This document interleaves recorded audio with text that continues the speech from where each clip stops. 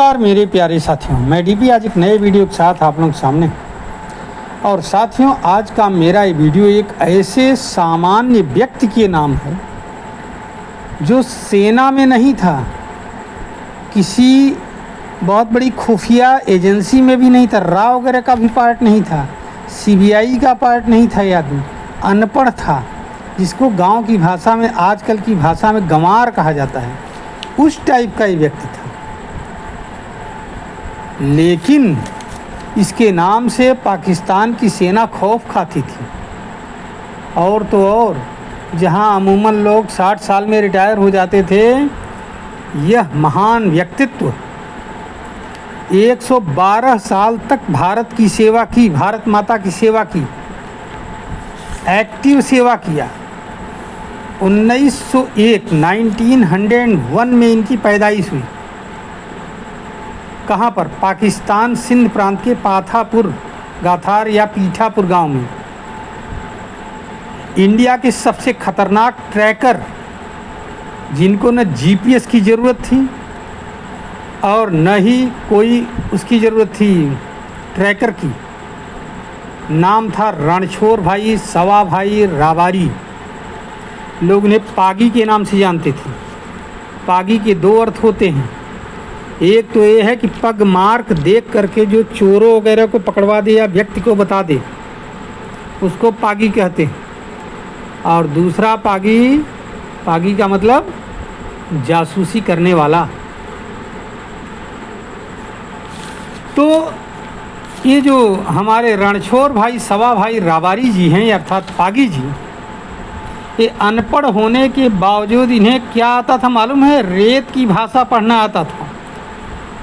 रेगिस्तान के मिट्टी की सुगंध उनके शरीर के रग रग में बसी हुई थी। और पढ़ाई लिखाई भले अच्छी तरह से न कर सके हों, लेकिन फुटप्रिंट देख करके वो बता देते थे कि इसमें कितने आदमी किधर से किधर गए, पहली बात। दूसरी बात, ये सैनिक थे कि नॉन सैनिक थे, मतलब इनके हाथ में अस्त्र शस्त्र था कि अस्त्र शस्त्र नहीं था, कितने लोग थे, किस डायरेक्शन में गए हैं। उस ज़माने में कोई जीपीएस मोबाइल ट्रैकर वगैरह नहीं था, रोड भी नहीं था, सैटेलाइट सिस्टम भी नहीं था। और पाकिस्तान से होने वाले इन्फिल्ट्रेटर्स जो आते थे, आतंकी कच्छ के रास्ते, उनको आसानी से बीएसएफ को, पहले आर्मी को, बाद में बीएसएफ को बता देते थे। 1965 में और 1971 के जंग में रात में इंडियन सोल्जर्स को डिजर्ट रूट से मूव कराते थे, वो भी केवल अपना एक जो है लाइनटेन लेकर के, अपने अनुभव से एक लाइनटेन, हवा, मिट्टी की महक, तारे और नक्षत्रों की मदद से, और सेना सटीक मुकाम पर पहुंचती थी। बिल्कुल कहीं गलत नहीं हो सकता था, समय से पहले पहुंचाते थे। और तो और, उन्होंने एक बार यह भी बता दिया था कि 1200 पाकिस्तानी लोग आकर के यहाँ कहीं छिपे हैं आसपास। बाद में पता लगाया गया तो आसे ही पास ये लोग छिपे हुए थे, वे लोग पकड़वा दिया था 1200 पाकिस्तानियों को, पाकिस्तानी सैनिकों को। सैम मानेकशॉ उनके मुरीद थे, उनको देखते ही परेशान हो गए। उन्होंने पूछा कि पागी जी, आपको रास्ता का पता कैसे लगा लेते? तो पागी जी ने कहा, साहब रेत बोलती है। अब कहने को तो अनपढ़ थे, क्योंकि उनके पास कागज़ की डिग्रियां नहीं थी, लेकिन वे भारत के बॉर्डर इंटेलिजेंस के महत्वपूर्ण हिस्सा थे। ऊँटों से उन्होंने सामान पहुंचाया, उन्हें तमाम मेडल्स भी मिले थे। और तो और, सैम मानेकशॉ जी जब बांग्लादेश गए थे तो उनको डिनर पर रात को बुलाया था बांग्लादेश में, उनके साथ डिनर किया था। बड़े प्रसन्न होते थे उनको देख करके। बड़ी बड़ी मूछें देखिए। संग्राम मेडल उन्हें मिला हुआ था,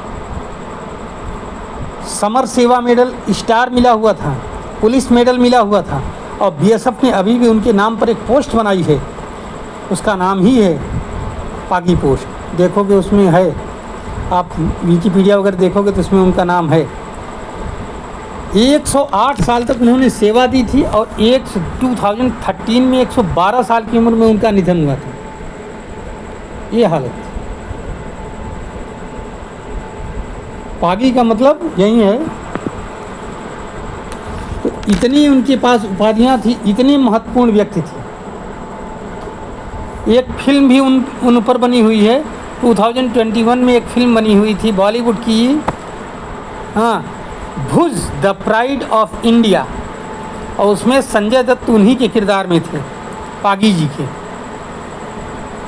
चलिए साथियों, उम्मीद है कि यह वीडियो आपको पसंद आया होगा। ऐसे पागी जी को हम लोग प्रणाम करते हैं, नमस्कार करते हैं। भारत को ऐसे ही अपने वीर सपूतों की ज़रूरत है जो भारत राष्ट्र, भारत माँ की सेवा के लिए अपने आप को अर्पित कर दे। जो भी हुनर हो उसके पास, कोई ज़रूरी नहीं है कि कोई मतलब हुनर हर एक के पास सारे हुनर हो, लेकिन एकाध हुनर तो हर एक के पास होता ही है। उसी से भारत माँ की सेवा कर दो, बस भारत माँ आपके ऊपर खुश। इस देश की मिट्टी आपका ऋणी होगी, ईमानदारी पूर्वक। लेकिन चलिए, मैं अपनी वीडियो को यहीं पर समाप्त करता हूं साथियों।